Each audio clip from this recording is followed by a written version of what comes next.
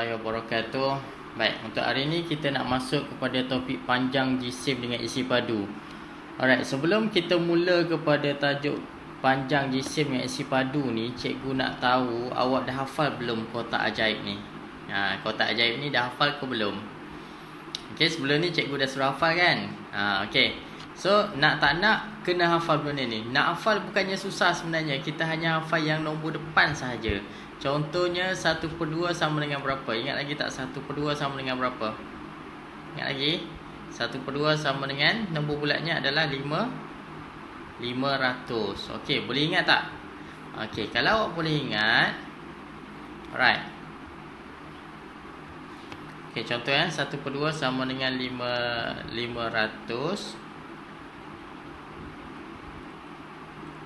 Okey, so 1/4 sama dengan 250 dan seterusnya. Ingat lagi tak? Okey, kalau awak ingat, cikgu nak awak salin kotak ni. Salin kotak ni dan masukkan nilai yang awak ingat. Okey? Masukkan nilai yang awak ingat, lepas tu baru kita bincang. Okey, boleh? Alright. Salin dulu. So, dah salin semua.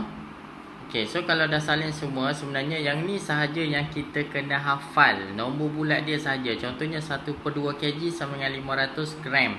1/4 km sama dengan 250 meter. Okey, yang ni sahaja nombor bulat yang kita kena hafal. Yang lain kalau kita nak tukar kepada peratus ke, kita nak tukar kepada perpuluhan ke, sebenarnya kita tak perlu hafal, tapi kita kena tahu caranya sahaja. Caranya macam mana?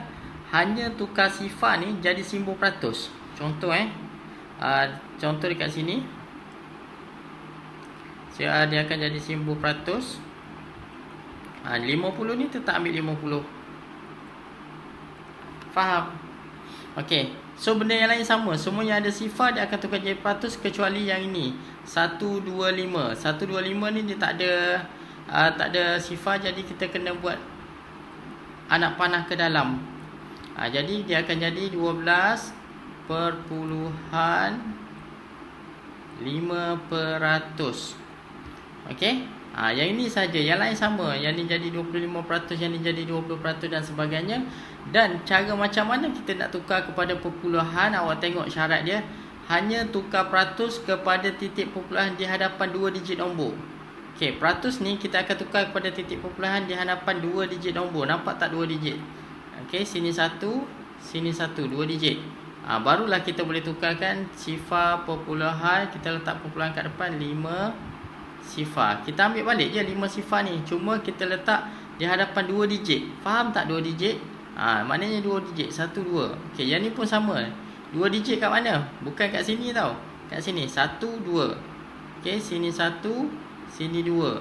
Jadi kita akan dapat sifar perpuluhan 1, 2, 5. Macam tu. Yang lain semua sama. Sama yang atas ni. Semua sama dengan sifar perpuluhan 5 sifar ni.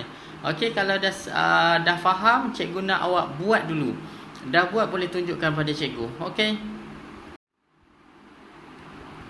Okey, so yang inilah dia punya kotaknya, kalau awak boleh faham, yang inilah. Dan bila soalan tanya, dia tak akan lari daripada per 2, per 4, per 5, per 8 dan per 10. Tak akan lari. Cumanya kita kena tengok, contohnya bila ada per 4. Per 4 ni ada dua benda yang dia boleh tanya, sama ada 1/4 ataupun 3/4.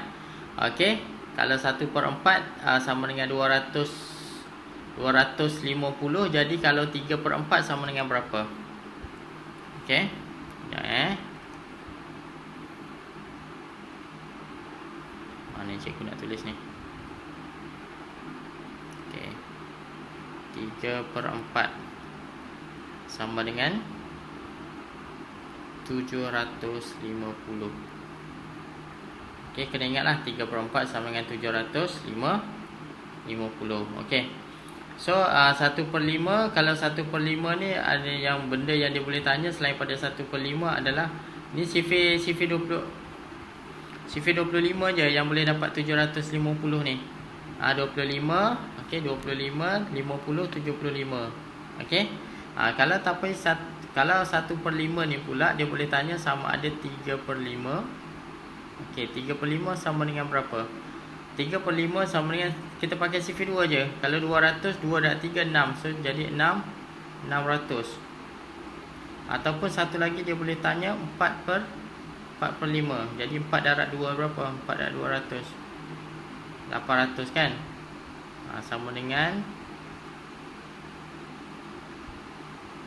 800. Okay. Awak faham lah tulisan cikgu macam ni. Alright, sama dengan 800. Kalau 1 per 8 ni, dia boleh tanya 3 per 8 saja. Awak hafal je 1 per 8 ni. Okay, dia boleh tanya 3 per 8 sama dengan 375. Okay, itu sahaja yang dia boleh tanya untuk 3 per 8. Kalau 1 per 10, suka hati dia tanya.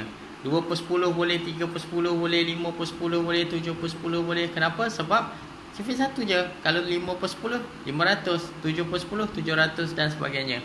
Okey, boleh faham? Okey, kalau boleh faham, awak settlekan benda ni dulu. Ni dah siap salin kan? Tinggal yang ni sahaja. Dah settle. Bagi tahu cikgu akan tunjukkan macam mana kita nak gunakan benda ni yang kita dah hafal tadi ni untuk kita jawab soalan. Okey? Tengok dulu.